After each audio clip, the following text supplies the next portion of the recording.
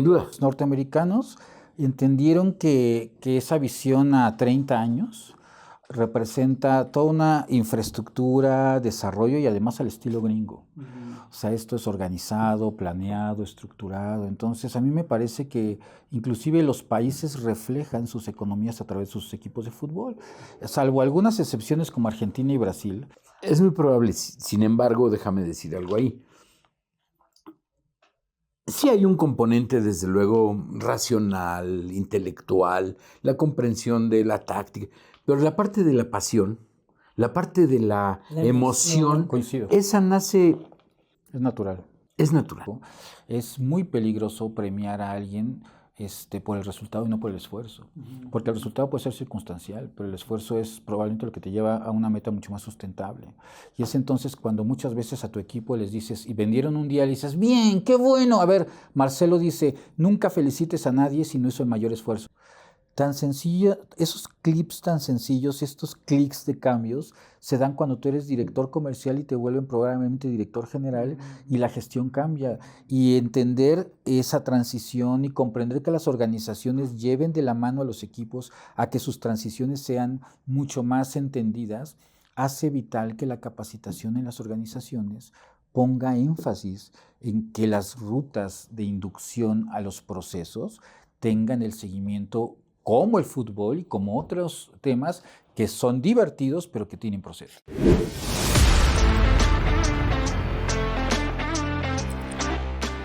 Bienvenidos al Faro Empresarial Navegando hacia el Éxito, el podcast de Training and Conference diseñado para impulsar el liderazgo y la gestión comercial a niveles excepcionales. En este episodio titulado El fútbol y la gestión de un equipo, con Javier de la Peza, Pedro Velázquez y Pepe Alvarado, descifraremos las claves que existen en el fútbol y en cómo gestionar una empresa, un departamento y un equipo de ventas. Escucharemos las mejores prácticas del fútbol aplicada a la gestión de equipos y al departamento de ventas. Sumérjanse con nosotros en un viaje de descubrimiento donde exploraremos estrategias prácticas y perspectivas innovadoras para convertirse en líderes influyentes. Buenos días, buenas tardes, buenas noches. Bienvenidos al podcast de Training and Conference Faro Empresarial Navegando hacia el Éxito. Y hoy tenemos una mesa súper interesante. Tenemos a dos conocedores de fútbol. Y en lo personal, a mí no me gusta el fútbol, pero quiero ver cómo el fútbol realmente aplica en la gestión de equipos, en la gestión de una empresa. Y para ello tenemos a dos expertazos en este tema.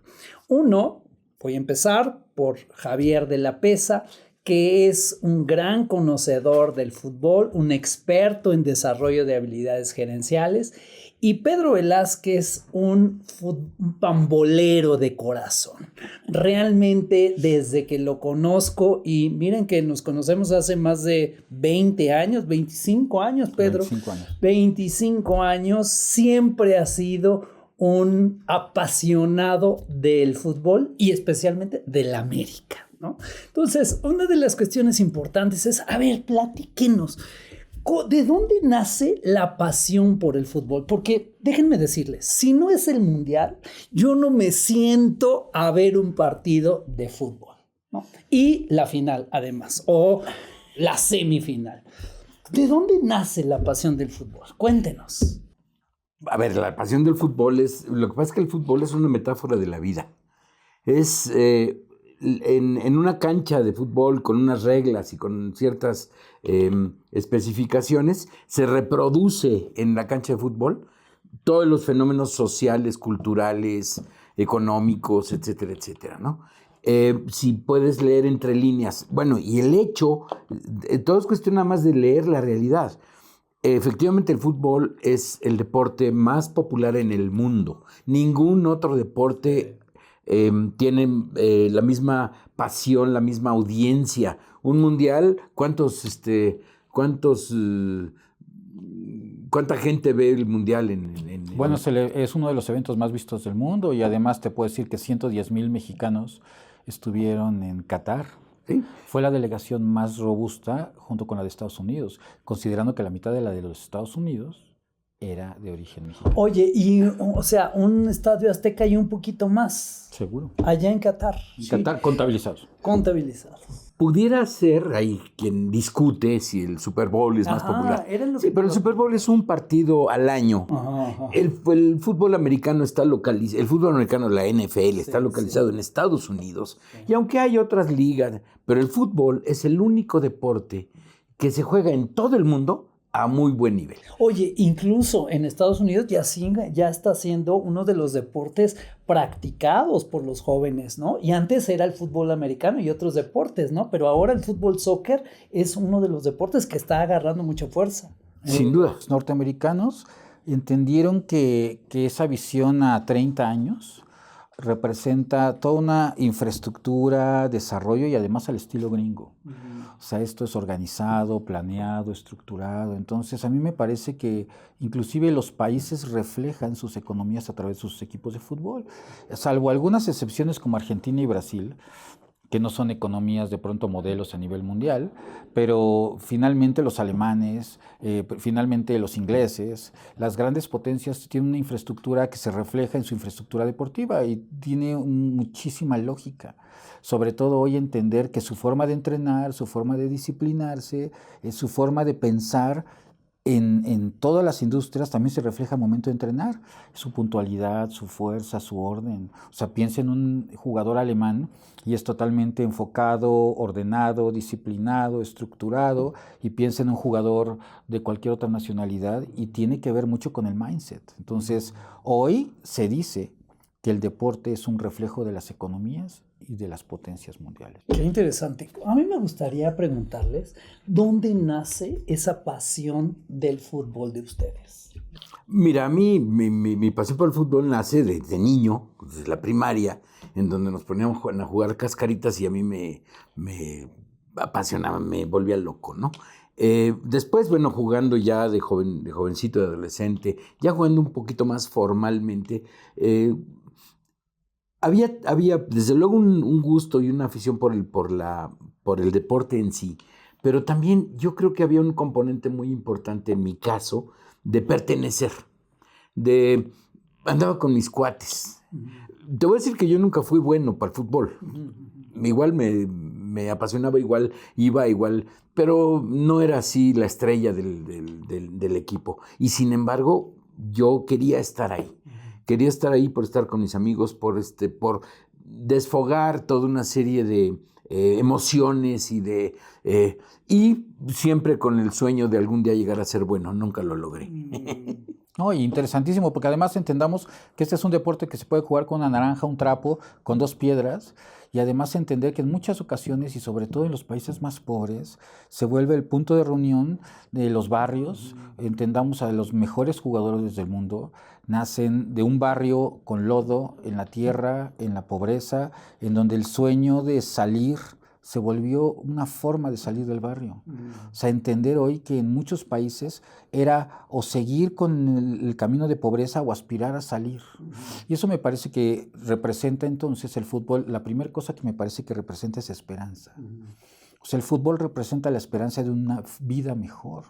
Y cuando lo entendemos así y vemos que el 99% de los jugadores sí les apasiona, pero sobre todo ven en el juego una forma de darle a su familia una mejor vida. Y eso entonces permea en tantas y tantas historias que escuchamos de futbolistas que vienen de la pobreza, que superaron, que llegaron a sus metas, que regresan al barrio, que a su mamá le compraron una casa, que andan en un gran auto, y que esas historias en donde te platican que un día vivieron con hambre representan un tema aspiracional, ingrediente 2, que es esperanza 2, aspiración, en donde todo el mundo está viendo a ese jugador y dice: yo quisiera ser como él. Y ese es un tema sumamente importante. Sí. Bueno, ¿y cómo nace tu pasión por el fútbol, la tuya? Fíjate que me hicieron esa pregunta, estaba yo en Estados Unidos, y una psicóloga hablando de temas emocionales me dijo: a ver, ¿por qué te gusta tanto el fútbol? Porque es evidente, tampoco es que esté enfermo, pero... Y les dije, me preguntó algo que me cambió la vida. ¿Cuándo empezó tu gusto por el fútbol? Y haz de cuenta que en eso... regresé y estaba sentado en mi cama a los 4 años y mi papá me dijo: vamos a ver el fútbol. Y yo casi no convivía con mi papá. y entonces entendí que ese era un momento para estar con él. Y entonces comprendí que cuando estábamos viendo fútbol, mi papá gritándole a un equipo que yo todavía no entendía y que me decía, es a los amarillos a los que hay que gritarles, entendí que los dos estábamos en la misma frecuencia. Pero eso lo entendí hace un año. Y comprendí que esas ganas de vestirme con los tacos puestos para levantarme y según yo no perder tiempo, y mi ilusión de que la gente me gritara en el estadio, y mi ilusión de ganar a mi equipo, tiene que ver sin duda con una manera de relacionarme con mi papá al principio. Y después sentir la pelota, sentir el campo, entender el juego, porque además esto es de entender, Javier. O sea, es interesantísimo cómo cuánta gente hoy en día dice no me gusta el fútbol y no lo entiende. Como muchas cosas en la vida, ¿eh? No me gusta, pero no lo entiendo. Y ese es un grave problema de la humanidad. Y no significa tampoco que sea demasiado complejo, pero cuánta gente se pone a analizar con profundidad la estructura del juego, el comprender también la evolución del juego, el sistema táctico, es todo un tema, ¿eh? O sea, mucha gente te ve jugando fútbol y dice, todos corretean una pelota, no es cierto. Hay esquemas tácticos progresivos, en formas de rombos, con minutos incisivos, con una serie de temas en donde se vuelve apasionante la progresión del juego en el tiempo y tantas cosas, claro, que si las platicamos puede ser... Oigan, a mí me llama mucho la atención que esta pasión nace cuando ustedes eran niños, ¿no? Sí. Y déjenme decirles, a mí la aberración por el fútbol también nació cuando yo era niño, porque tenía un primo que le encantaba el fútbol, le encantaba, y entonces mis papás me decían, salte a jugar fútbol, pero yo no quiero jugar fútbol, vete a jugar fútbol, y a regañadientes tenía que ir a jugar fútbol, ¿no? Y luego, en primero de primaria, me inscriben justamente a el equipo de fútbol del colegio. Y entonces, pues no había de otra que ir a la clase de fútbol, ¿no? Y eso generó en mí una aberración importante hacia el deporte. Ahora a lo mejor, si me lo explicas, si me explicas justamente esta parte de la estrategia y la táctica, seguramente conociéndolo cambiaría mi percepción del fútbol, ¿no? Es muy probable, sin embargo, déjame decir algo ahí. Sí hay un componente, desde luego, racional, intelectual, la comprensión de la táctica, pero la parte de la pasión, la parte de la emoción, coincido. Esa nace... Es natural. Es natural.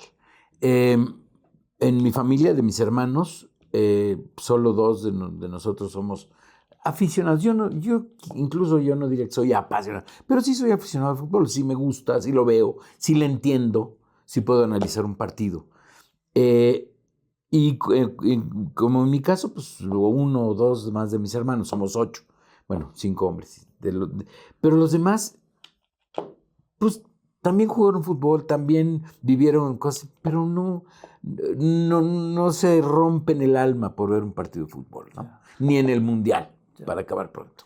Ahora, me gustaría preguntarles, a ver, desde su punto de vista, ¿jugar fútbol es compatible o es como gestionar una organización, un departamento, un equipo de ventas? ¿Qué opina? Es que, ¿sabes? Lo dijiste varias veces ahorita. O sea, jugar fútbol es como gestionar una organización y el deporte es organizarte. O sea, estábamos jugando fútbol y nos gritaban, organícense. O sea, ese es un tema. Y además tiene los ingredientes. Imagínate una empresa sin pasión, una empresa sin propósito, una empresa sin compromiso, una empresa sin equipo, una empresa sin liderazgo, una empresa sin metas, una empresa sin esfuerzo, una empresa, por ejemplo, sin vestuario, que es la gestión en donde nosotros nos reunimos como nos reunimos ahora a decir, tenemos que hacer esto, ánimo José Antonio, sí podemos, tenemos que lograrlo, esto se hace en los vestuarios. Y cuando hablamos de esfuerzo, cuando hablamos de tantas y tantos componentes de una organización, estás describiendo un equipo de fútbol en todas sus metas. Por eso es que hoy prácticamente te puedo decir que un gran porcentaje de coaches y de asesores empresariales son exjugadores de fútbol. Y ves a Luis García, que por cierto le mando un saludo a Luis, que seguramente nos va a ver pronto, un gran conocedor y además tiene una forma de ver el deporte impresionante. Jorge Valdano, exdirector del Real Madrid, es famoso por sus conferencias TED. Y campeón mundial. Con Argentina. Entonces ellos te explican que las compañías hoy en día cada día se parecen más. Es más, te podría decir que las compañías hoy más se parecen a un equipo de fútbol que los equipos de fútbol se parecen a compañías. Y aprender esos puntos, José Antonio, es clave porque además los vas a entender desde el punto de vista práctico, pasión y además, sobre todo, muy vivencial. Claro. Sí, en un equipo de fútbol hay planeación, hay gestión de recursos humanos, hay liderazgo, hay trabajo en equipo, hay metas, hay la disciplina diaria del entrenamiento, que también tiene toda una estructura, hay interacción, hay, como dice Pedro, lo que pasa en el vestidor se refleja inmediatamente en la cancha. Cuando un equipo trae problemas de relación, problemas de liderazgo, problemas de comunicación, conflictos mal manejados entre el equipo en el vestidor, se refleja en la cancha, inmediatamente. A muchos directores técnicos les ha costado la chamba el no gestionar precisamente todas las interacciones en el vestuario, ¿no? Entonces, en las empresas pasa lo mismo. Como, por ejemplo, el liderazgo es responsable de gestionar las interacciones además, desde luego, de lograr las metas y lo que sea, pero el fenómeno humano, las relaciones interpersonales, el manejo de los conflictos, la comunicación, etcétera, es clarísimo el paralelismo, la metáfora. Por eso empezaba diciendo que el fútbol es una metáfora de la vida, ¿no? Incluso pensando en que hay posiciones muy claves, ¿no? Está el portero, están los defensas, los laterales, los medios, ¿no? Así en una organización, ¿no? Es justamente, cada quien tiene que jugar su posición y no se pueden entremezclar. Si tú cambias de posición, generas huecos. Ajá. Y hoy el director que quiere vender y la persona de servicio a clientes que pronto quiere vender y viceversa, y es entonces cuando el orden táctico hace sentido, cuando además nosotros comprendemos que el esfuerzo tiene un significado, cuando los premios tienen un significado. Dice Marcelo Bielsa, un gran técnico, es muy peligroso premiar a alguien por el resultado y no por el esfuerzo, porque el resultado puede ser circunstancial, pero el esfuerzo es probablemente lo que te lleva a una meta mucho más sustentable. Y es entonces cuando muchas veces a tu equipo les dices, y vendieron un día, le dices, bien, qué bueno. A ver, Marcelo dice, nunca felicites a nadie si no hizo el mayor esfuerzo, inclusive aunque haya tenido buen resultado, porque se generan espejismos. ¿Y cómo gestionas? ¿Premias a la gente por haber dado un buen partido? Hoy en día las métricas es un tema. Los jugadores de fútbol traen un chaleco negro debajo de la playera y dices, ayer corriste 14.6 kilómetros durante todo el juego, tocaste 54 veces la pelota, pero te desviaste 54 veces de la trayectoria. Y hay una radiografía por GPS de toda la ruta que hiciste en el juego que hoy se llaman KPIs. ¿Por qué no comprender que hoy hay métricas, seguimiento, inclusive formación, tiempos, hay inclusive disciplina? Hay veces que no vas a jugar. Y muchas veces decimos en las compañías, hey, ¿por qué yo no voy a la junta con mi jefe? Y la disciplina del fútbol es tu técnico, 1 hora antes del juego te va a decir si juegas o no. Claro. Y además hay banca, y la banca tiene un significado, que tienes que estar esforzándote todo el tiempo por ganarte un puesto. ¿No sucede esto también en la empresa? Claro, y yo quiero agregar algo. Pepe planteaba como en la cancha, pues hay posiciones, ¿no? El portero, los defensas, los medios, los delanteros, etcétera. Y dentro de eso hay variantes y demás, ¿no? Y eso es a nivel de cancha. Digamos que es el nivel operativo de la organización. Son los que hacen las cosas, son los que se arriesgan, los que se rifan el físico. Pero detrás de ellos hay estrategas, hay técnicos, hay tácticos, hay directivos que plantean visiones de negocio, directivos que plantean, van más allá de lo que ocurre en la cancha, ¿no? Lo que ocurre en la cancha podría ser el equivalente a la operación de cualquier empresa. Pero para que la operación de una empresa funcione, tienen que empezar a funcionar bien desde mero arriba. Y también tenemos muchos ejemplos de equipos que han ido a la debacle por una mala directiva, por un mal director deportivo, por un mal directivo en general, o por decisiones tomadas por intereses perversos, etcétera, que pueden acabar con un equipo, ¿no? Y las empresas, porque además volvamos a este cauce, una empresa que tiene la misma actitud, Javier o José Antonio, entonces finalmente no respetar la misión, la visión, los valores, a qué juega la empresa. A mí me encanta decirle a las empresas, ¿a qué juegas? ¿Cuál es tu estilo de vida? ¿Cómo la nombras con una sola palabra? Es interesante, otro ejemplo que habla Jorge Valdano en su libro Los 11 Poderes del Líder, que es fabuloso, dice, es más importante el estilo. O sea, cuando tú hablas del estilo de la compañía, piensen en una compañía famosa, Starbucks. El estilo Starbucks es un estilo de vender café que tiene que ver desde la forma, la sonrisa, el timing, sabemos qué color tienen, sabemos qué sillones, no tenemos dudas cuando entramos a un Starbucks. El tema del estilo significa saber a qué juegan todos. Si Starbucks sabe a qué juegan todos, están menos preocupados los directivos de qué pasará hoy en mi empresa. Y entonces tal vez en el juego, cuando hay un estilo marcado, sé que mis jugadores saben a qué juegan.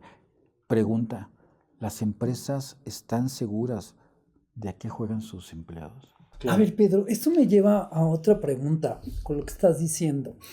¿Cuáles serán las mejores prácticas del fútbol aplicadas especialmente para los equipos de venta? Fíjate que yo creo que algo muy interesante es, para mí, sin duda la palabra clave es entender el juego. Dice Ricardo Antonio Lavolpe, otro técnico muy famoso, que es muy importante que los futbolistas, además de saber jugar, entiendan el juego, que son dos cosas distintas. Hay un gran porcentaje de jugadores de fútbol que manejan muy bien el balón, pero que no entienden el juego. Claro. La lectura del juego significa en qué momento comprendo que tengo que replegar, en qué momento tengo que hacer los movimientos que tengo que hacer, en qué momento tengo que tener visión en el campo. Y esa circunstancia, José Antonio, como práctica, yo te diría que lo principal es entender de qué se trata el juego. Después de ese entendimiento, sin duda, se trata de trazar, por supuesto, mucho trabajo, porque el deporte es muy físico, y te voy a decir algo para poder todavía intercambiar más ideas. Es interesante cómo yo he visto que en los equipos de trabajo, si algo hoy se necesita, es condición física. La condición física que te permite mantener el nivel de energía necesario para ejecutar lo que tienes que hacer hoy, en un mundo cada día más demandante, en un mundo cada día con más competencia, en un mundo con cada día más obstáculos. Entonces hoy los presentes y mucha gente que nos está viendo sabe que hoy la condición física se da con disciplina. ¿Y qué creen? La disciplina tiene que ver con qué comes, fútbol. Los futbolistas tienen dieta, con cuánto duermes, con qué piensas, inteligencia emocional, familiar, ancestral, probablemente un trabajo emocional, y todo ese conjunto de cosas, para hablar de dos de muchas, José Antonio, son claves para la gestión de los equipos. Claro, yo quisiera agregar algo a lo que dice Pedro. Hay muchos ejemplos de futbolistas que son contratados de pronto por algún equipo, que venían de ser estrellas fulgurantes en algún equipo y llegan a otro equipo y nomás no la hacen.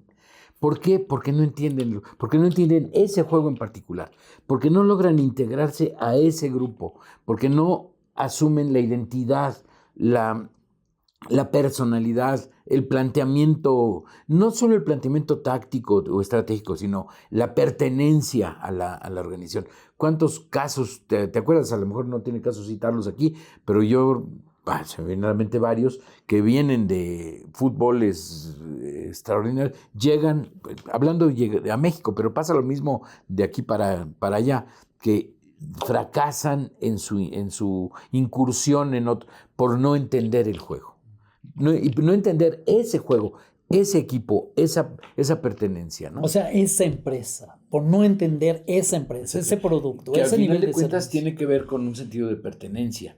Y también hay casos muy notables de jugadores que nacieron en un equipo y es clarísima su preferencia por ese equipo que los vio nacer y que les dio, pero que luego cambian de equipo, van a otros equipos y juegan.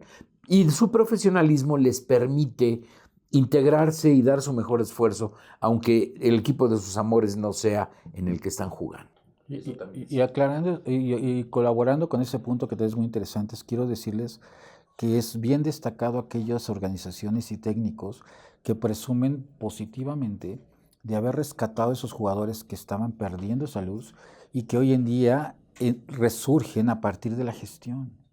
O sea, que es bien lindo y bien fácil tener a 11 Messis y soy el técnico del siglo. O sea, Messi, Cristiano Ronaldo, Mbappé, entonces, pues, ¿qué crees? Pues ganamos el título, el premio al mejor técnico. ¿Y qué crees? El técnico, y hoy hablando de estos líderes de las compañías, son aquellos que hacen de los jugadores promedio estrellas, a partir de ayudarlos a entender, ayudarlos a darle seguimiento, obligarlos positivamente a que den un máximo de esfuerzo, a tener diariamente ese seguimiento que es totalmente agotador, que requiere muchas horas de esfuerzo y dedicación, pero que es lo que realmente hace campeones a los jugadores que no habían comprendido todo lo que juegan en el partido. Entonces, yo sí les diría que es tan lindo ver estos ejemplos con la pelota, que cuando yo estoy gestionando con organizaciones y hablándoles de esto, les digo, es más fácil darles un nombre y decirles, hace 4 años este hombre estaba retirado.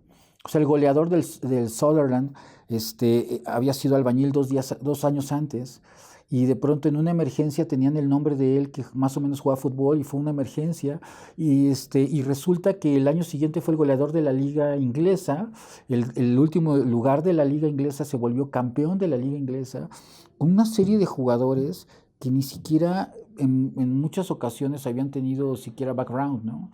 Esto son historias románticas, pero que nos dan el ejemplo de cómo una gran gestión puede hacer que las empresas triunfen. O sea, la gestión, dirás, es muy importante Sin duda. para los jugadores. Toda. Sin duda. Igual que en las organizaciones. Igual. O sea, Hitler, presidente de Hewlett Packard, pues entonces revienta la compañía gritándoles, ¿no? Claro, de hecho, qué bueno que pones ese ejemplo.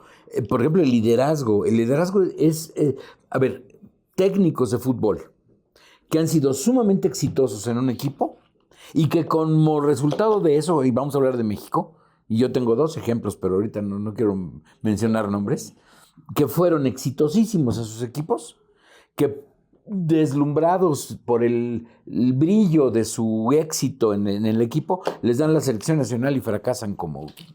Pero tiene lógica, Javier. Claro que tiene porque lógica. Resulta que son mercados distintos. Claro. O sea, es cuando entendemos que la empresa tiene que comprender que cuando cambia de producto, que cuando cambia de core de negocio, que cuando cambia de inclusive de sedes, cuando se expande, cambia el negocio. Claro. Y cuando tú comprendes y dices, si fue campeón con el Toluca, va a ser campeón de la selección, es una línea no solamente muy básica de poco análisis, sino inclusive una lógica muy superficial. Claro.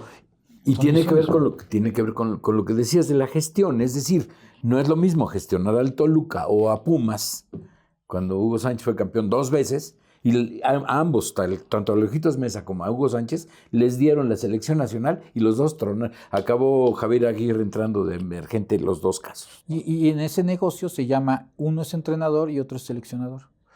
Tan sencillo, esos clips tan sencillos, estos clics de cambios, se dan cuando tú eres director comercial y te vuelven probablemente director general y la gestión cambia.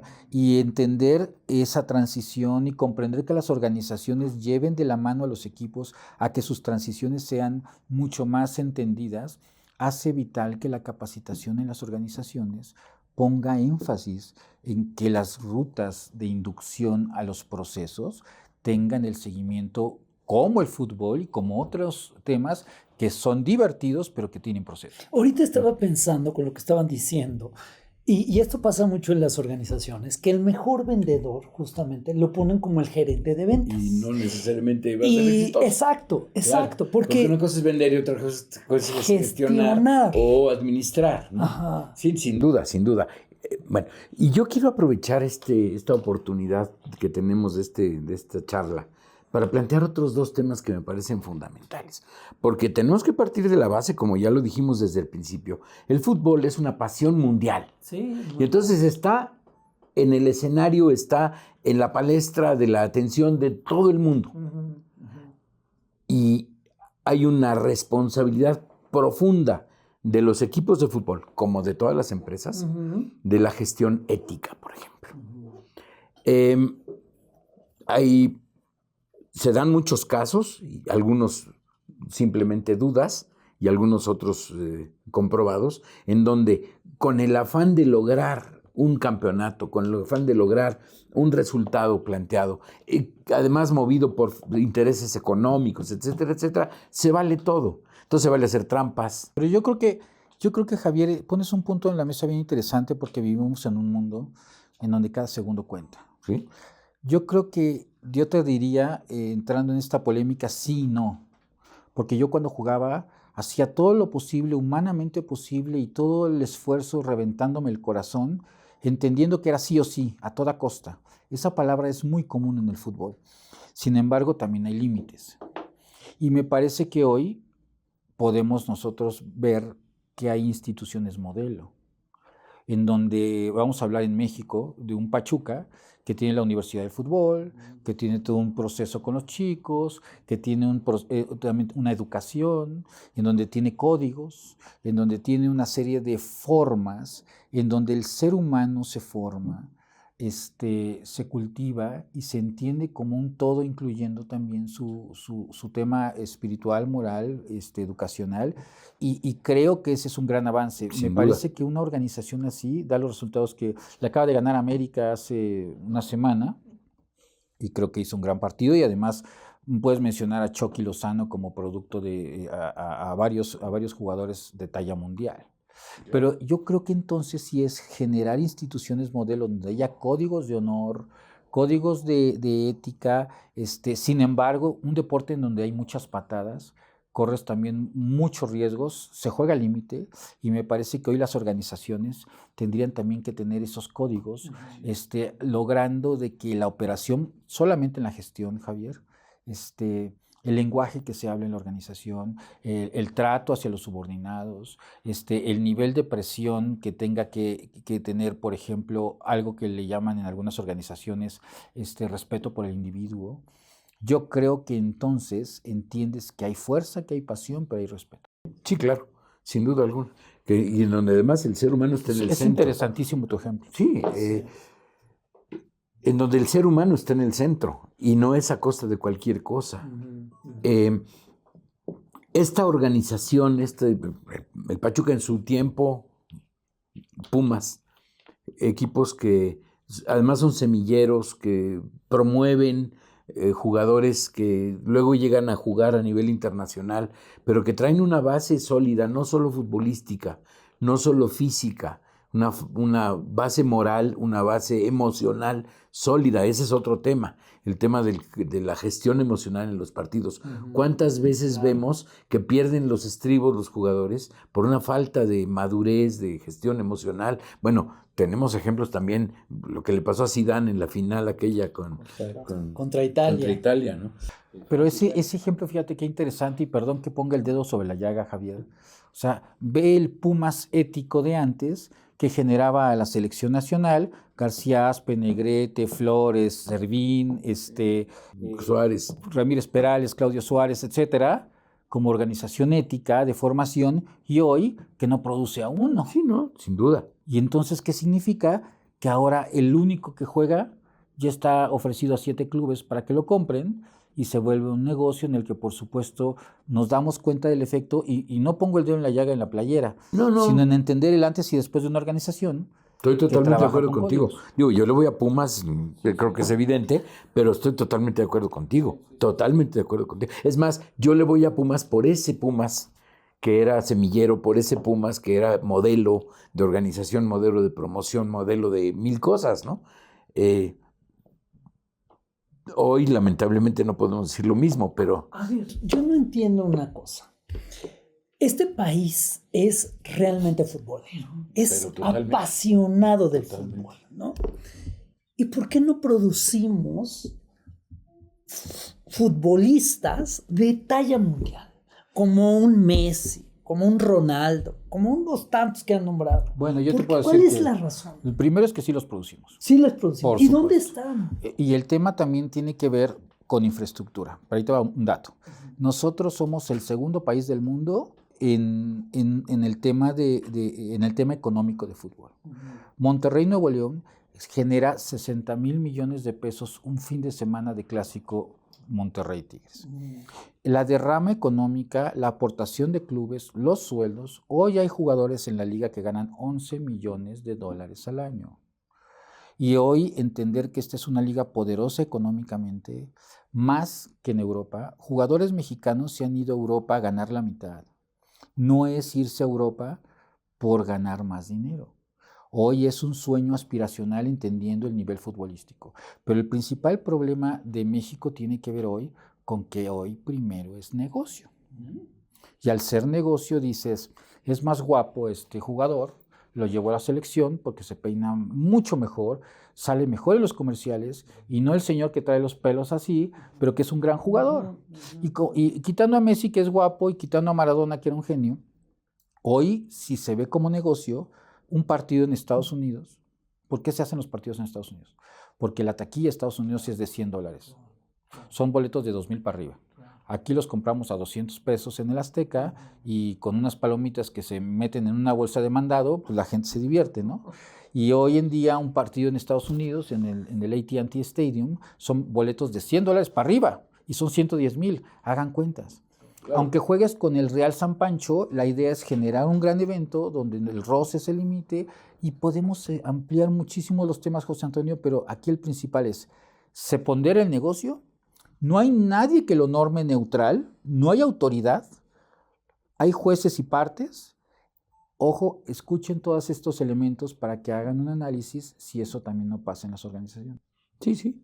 Juez y parte, pondero el negocio, no hay normatividad, hay monopolio, el dueño es el que decide todo. Se vale todo. Y además, con lo que estás diciendo, también es importante destacar cómo se llega a distorsionar las cosas. Es decir, en un mundo en donde la pobreza está verdaderamente, es numerosísima, que se llegue a manejar ese nivel de dinero en una sola persona, en unas cuantas personas, distorsiona mucho las cosas. Pero es una realidad, Javier, porque sí. Te voy a decir otra.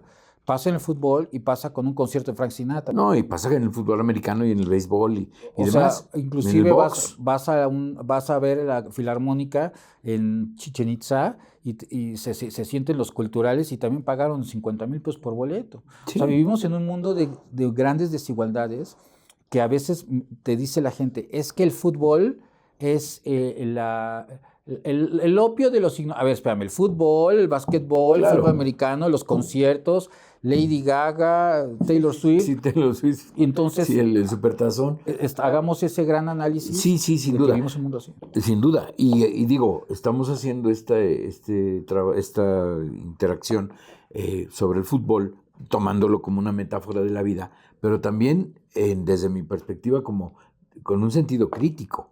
Cómo verdaderamente estos fenómenos, y no solo el fútbol, como lo dice Pedro, cualquier deporte o cualquier espectáculo que genera ese nivel de manejo económico, distorsiona la realidad. Estando en Qatar, yo conocí gente que me decía, yo vendí mi casa y no voy a ver un gol de México. O sea, estaban que los colgaban. Y había gente que estaba pagando por noche 25,000, 30,000 pesos en un hotel X, pero además que les preguntabas, oye, pues qué bueno, pues te va bien, no, espérate, lo debo, o pedí prestado, o me lo volé, y es entonces cuando entiendes que esas desigualdades existen. Pero trasladando este punto específico al tema de cuántos y cuántos ejemplos estamos hoy entendiendo mientras lo decimos, que suceden en organizaciones, claro. Y que suceden en departamentos, que suceden en áreas, suceden en gobiernos, suceden en economía, suceden en todos lados. Por eso ahora entendemos que la mejor manera de ver soluciones es ver un equipo triunfador. Porque, ¿qué crees? Solucionó temas de liderazgo, habló de gestión. Entonces, ese resumen de 2 horas te da muchas soluciones, más allá de irte a los libros a entender qué hacen las organizaciones. Digo, dentro del proceso, me parece que es un gran resumen de decir, a ver, este equipo gana, ¿qué hace? Equipo, táctica, seguimiento, disciplina, y además se los pones y en 2 horas tienes un gran ejemplo. Al menos es un ejemplo. Por supuesto que hay muchos más, ¿no? Quisiera preguntarles, y ya para ir terminando, ¿cuáles son las lecciones de vida que les ha dejado a ustedes el fútbol? Uy, Javier, si quieres, y si no, yo te relevo, ¿eh? Mientras la piensas, porque yo te una puedo y decir, una. Yo te puedo decir que... No, bueno.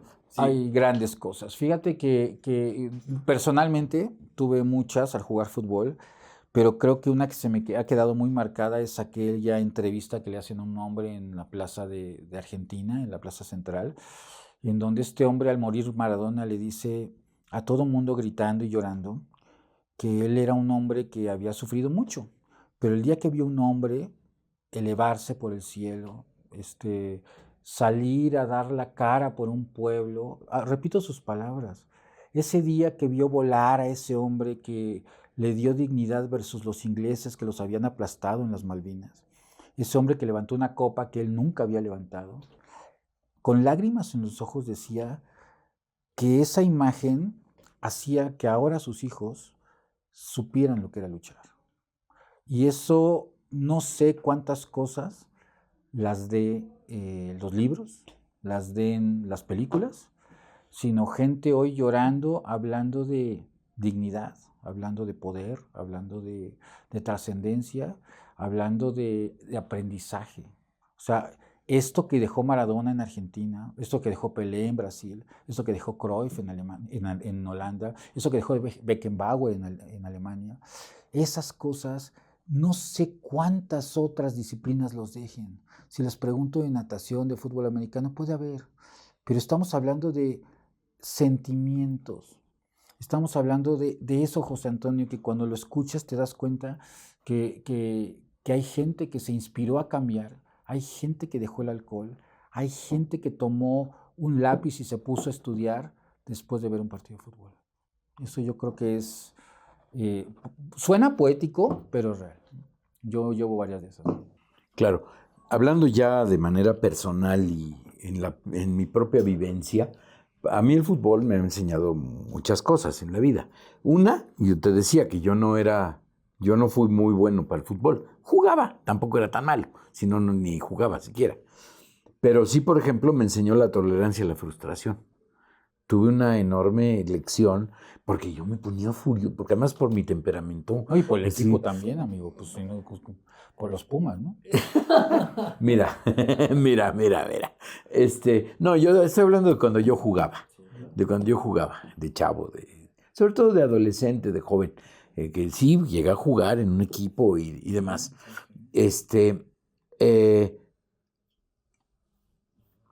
Lo que yo hace ratito hablaba de la gestión emocional, yo me apasionaba muchísimo y por mi temperamento, bueno, se me desbordaba todo, entonces me daba un coraje que no saliera una jugada y el aprender desde la disciplina, desde la tolerancia a la frustración, yo creo que es una de las lecciones más grandes que yo aprendí en el fútbol, ¿no? Y bueno, desde luego el sentido de, independientemente del resultado, el poner el 100% en la cancha, el poner el 100%, mi 100%, no podía poner más. Y ese poner el 100%, salir del partido adolorido, sudado, raspado, etcétera, etcétera, pero satisfecho de haber puesto el 100%, es otra lección de vida, ¿no? Independientemente del resultado. Independientemente del resultado. ¿Alguna otra lección de vida que te... Híjole, muchas. Fíjate que leo a César Luis Menotti, un gran técnico, y decía que un día estaban viendo en la semifinal los argentinos a los alemanes, que era el equipo al que iban a enfrentar en la final. Entonces, mientras él estaba en el banquillo, los jugadores argentinos empezaron a decir: ¿ya vieron a esos alemanes? Son enormes, son grandes, vean las piernas, ve el tamaño, son gigantes, nos van a ganar. O sea, estaban asustadísimos. Y recuerdo mucho esa enseñanza de Menotti, que voltea y le dice: a ver, tú bobo, ¿tú crees que uno de esos güeros enormes soportaría jugar en los lodazales, en las canchas de piedra, con la gente con la que tú jugabas cuando estabas en el barrio? O sea, ¿cuánto le dura eso a un hombre resiliente? Y es cuando entiendes que la resiliencia, que es ese tema tan poético de decir, ay, que me caigo y me levanto. A ver, se trata de entender como muchas organizaciones que dicen, soy la empresa 10 y me voy a enfrentar al líder del mercado y somos el despacho y vamos contra el grande, ese tema, por eso es que mucha gente a los argentinos no los ve bien, porque es esa arrogancia que ellos interpretan y que en los argentinos es, no te voy a cargar. Claro que tengo la manera de competir y te voy a ganar. Y lo interpretamos como arrogancia, pero resulta que son campeones del mundo. Y hoy que vemos a muchos equipos que de pronto hoy la mentalidad es un tema, pues seguramente se refleja en el resultado, Javier. Entonces, yo te podría decir que para mí eso y la anécdota de este señor González, que jugaba en Madrid, que una vez iba ganando 5-0 el Madrid, y era un ejemplo de esfuerzo. Entonces, Raúl González. Entonces decían que en ese 5-0 él seguía luchando por el 6. Imagínense ustedes que llegamos a las metas de ventas, ya el 500%, y pues tú me hablas en la noche y me dices, pues échate una venta más, ¿no? Raúl González seguía persiguiendo la pelota para el 6, y varias veces lo sacaron convulsionándose, retorciéndose por ataques de esfuerzo, pero sobre todo en partidos que ya iban ganados. ¿Cuántos entendemos que en alguna disciplina hay gente que sigue persiguiendo el último balón aunque vayas en el 6-0? Y eso es lo que muchas veces explicárselos tiene que ver. Y otra es, ve a Raúl González jugar. ¿No les parece que es una buena herramienta en las organizaciones? Esto me deja una cosa que vemos mucho en los equipos de venta, por ejemplo, cuando una persona llega ya a su meta y dice, no, pues ya llegué y ya, hasta ahí, ¿no? Y cómo realmente lo importante es este esfuerzo, esta dedicación, estas ganas de seguir adelante y no de conformarse nada más con, pues ya fue la meta que me pusieron y ya lo cumplí y ya, ¿no? Sino realmente buscar ese doble esfuerzo. Fíjate que acabas de decir una cosa bien importante. Cuando alguien dice, esta es la meta que me pusieron, es algo de afuera. Exacto. Pero cuando yo digo, esta es la meta que yo me puse, independientemente de la que me pusieron, que además pueden coincidir, o sea, no necesariamente están peleadas, pero cuando el motor sale de adentro, cuando la motivación, la energía sale de adentro, y cuando es de afuera y es una exigencia externa, quien vive eso, es la meta que me pusieron, generalmente vive sumido en la frustración, en el enojo, en la contradicción, ¿no? Sí. Correcto. Yo creo que por eso es importante la pasión, ¿no? La pasión que le tengas y la pasión que le tengas a tu equipo, ¿no? Lo que comentabas de este jugador español, que realmente pues lo que lo motivaba era esa pasión, ese gusto, ese deseo, porque él y el equipo, o el equipo y él, realmente llegaran a una meta extraordinaria. Pues muchísimas gracias por esta gran aportación de vida de dos grandes conocedores del fútbol. Muchas gracias y seguramente esto nos va a dar para otro tema en este podcast con el fútbol y el manejo de conflictos, ¿no? Pues muchas gracias y gracias por escucharnos. Muchas gracias. Gracias por sintonizar Faro Empresarial Navegando hacia el Éxito, el podcast de Training and Conference. Esperamos sinceramente que estos episodios hayan sido una fuente valiosa de conocimiento y motivación para potenciar tus habilidades empresariales. Si estás listo para llevar tu desarrollo profesional al siguiente nivel, te invitamos a explorar nuestro sitio web en www.trainingandconference.mx. Allí encontrarás información detallada sobre nuestras soluciones integrales de formación diseñados para impulsar el éxito en áreas clave como ventas, negociación, manejo de situaciones conflictivas, inteligencia emocional, redacción, habilidades blandas, desarrollo de habilidades gerenciales y análisis de datos para predecir modelos de negocio o escenarios futuros. No dudes en ponerte en contacto con Pepe Alvarado, nuestro director, para obtener asesoramiento personalizado. En Training and Conference estamos comprometidos a ser tu socio en el crecimiento empresarial. Tu éxito es nuestro éxito. Visítanos hoy y déjanos ayudarte a alcanzar tus metas.